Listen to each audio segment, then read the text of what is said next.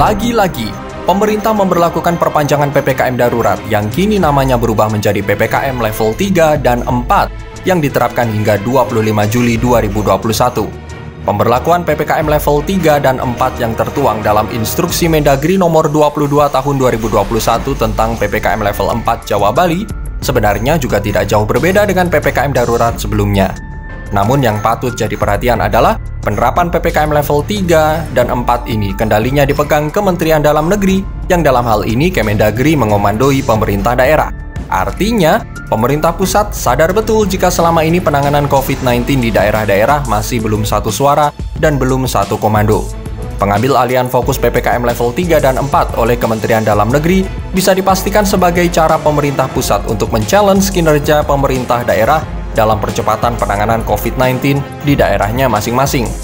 Sebagai publik, tentu ini saat yang tepat untuk menilai secara gamblang mana pemerintah daerah yang benar-benar pro-rakyat dalam aspek penanganan COVID-19 serta pemulihan ekonomi daerah dan mana saja pimpinan daerah yang masih setengah-setengah atau bisa dikatakan abal-abal dalam percepatan penanganan COVID-19 di wilayahnya. Saya minta kepada gubernur, bupati, wali kota yang didukung oleh seluruh jajaran Forkominda agar semuanya fokus kepada masalah ini, baik sisi COVID-nya maupun sisi ekonomi. Dan saya minta semua mesin organisasi dijalankan dengan sebaik-baiknya. Kita membutuhkan kepemimpinan lapangan yang kuat untuk menghadapi pandemi sekarang ini. Kepemimpinan yang paham lapangan, yang bisa bergerak cepat dan responsif, percepatan bantuan sosial, dan percepatan belanja daerah. Saya melihat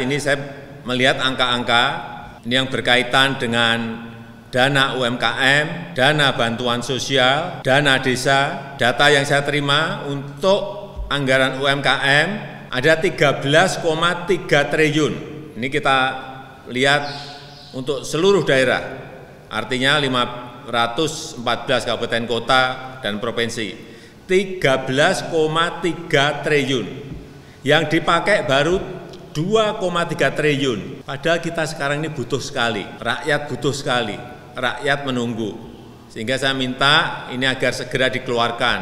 Perlindungan sosial, ada anggaran 12, di catatan saya 12,1 triliun. Realisasi juga baru 2,3 triliun. Belum ada 20% semuanya. Padahal rakyat menunggu ini. Kemudian juga dana desa. Ini 72 triliun total, yang dipakai untuk BLT desa itu 28 triliun. BLT desa totalnya 28 triliun.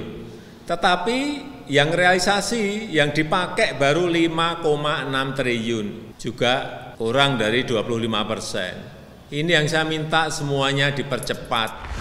Pemerintah pusat belajar betul pasca adanya tindak kekerasan yang dilakukan oknum aparat di daerah-daerah dalam penegakan aturan PPKM, serta tidak sedikitnya kasus penyelewengan bantuan sosial di lapisan provinsi, kabupaten kota, bahkan lingkup mikro seperti RW dan RT. Pertanyaannya, mampukah Menteri Dalam Negeri Tito Karnavian menunjukkan ketegasannya sebagai mantan Kapolri melalui PPKM level 3 dan 4 ini? Kita nantikan saja.